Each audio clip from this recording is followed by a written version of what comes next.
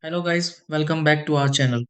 If you are trying to change your phone number in the T-Mobile app, maybe because you want a fresh number, are avoiding unwanted calls, or simply need to update your account, the process may seem a little confusing at first. Many users open the T-Mobile app expecting the option to appear immediately, but then end up searching through menus without knowing where to go next. Since changing a phone number can affect calls, messages, and account access, it is important to follow the right process before making any updates. The big thing is that the T-Mobile app makes account management easier once you know where the settings are located.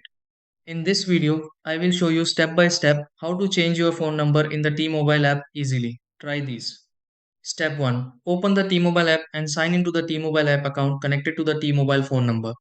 Step 2. Go to the account section inside the T-Mobile app to access the T-Mobile app line management settings.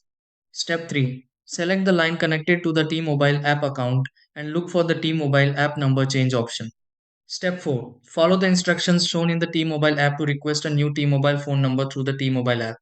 Step 5. Complete any verification steps required by the T-Mobile app before the T-Mobile app confirms the update. Step 6.